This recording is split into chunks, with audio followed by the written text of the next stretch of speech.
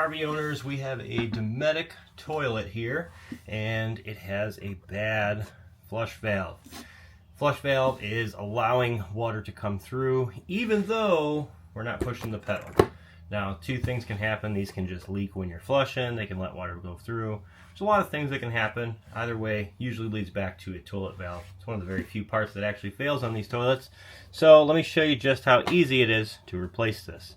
Now, first things first, get all the pressure out of the system. Open your low points because water will still come out of this valve here as soon as you disconnect it if you don't open the low points and let all of the water out of the system. Then we're just going to disconnect the plumbing fitting. You can often do this by hand. It's not that difficult. Get that off. Now looking at this new valve, you can see there's a tab here and a tab here.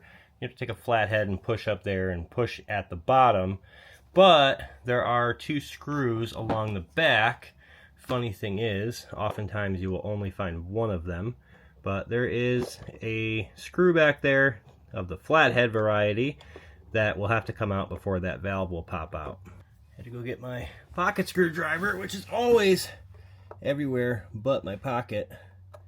So once you have this screw all the way out, or if you have two screws, both of the screws all the way out, now you can get a flathead into that bottom and the top tabs, and the toilet valve will pop right out like so. As you can see, that's it.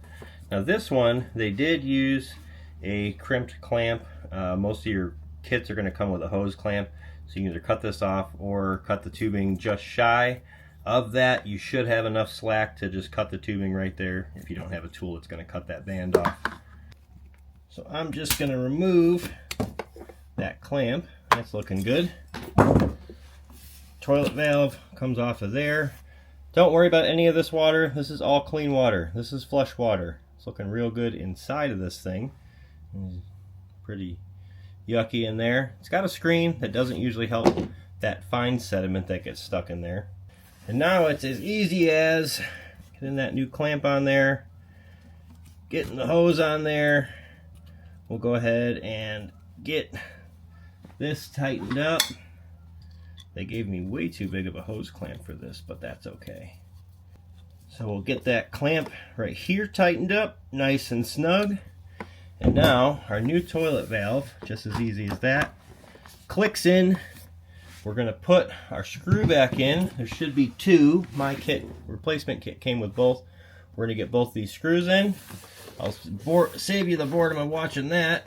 And then your plumbing fitting is just going to screw right back on like that. And bam, you have a new toilet valve. It's just how easy it can be. So easy, in fact, that this entire thing was also a TikTok video because it can really be done in less than 5 minutes.